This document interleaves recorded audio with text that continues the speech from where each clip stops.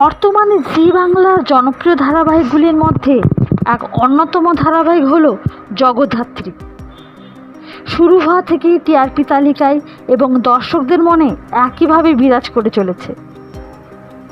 যখন থেকে জগদ্ধাত্রী ও স্বয়ংবরের মেয়ে দুর্গাকে দেখা গেছে, তবে থেকে আরোই জমে উঠেছে ধারাবাহিকের গল্প। দুর্গাকে এই ধারাবাহিকে দেখানো হয়েছে অনেক দিন থেকে, কিন্তু এখনও দুর্গার নায়ককে দেখানো হয়নি। আর তখন থেকেই সবার মনে প্রশ্ন, দুর্গার নায়ক কে হচ্ছে। এবার শোনা যাচ্ছে দুর্গার নায়ককে দেখানো হবে, আর এই চরিত্রের মাধ্যমে ধারাবাহিকে আসতে চলেছে জনপ্রিয় অভিনেতা ঋষভ ভৌমিক। ইতিমধ্যে এই অভিনেতাকে আমরা বেশ কিছু ধারাবাহিকে দেখেছি, যেমন শুভবিবাহ, কমলা ও শ্রীমান পৃথ্বীরাজ।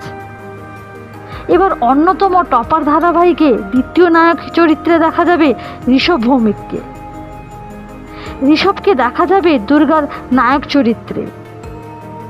এবার দেখা যাক কিভাবে জমে ওঠে ধারাবাহিকের গল্প। দুর্গার নায়ক চরিত্রে ঋষভকে দেখার জন্য আপনারা কতটা এক্সাইটেড, কমেন্টে অবশ্যই জানাবেন।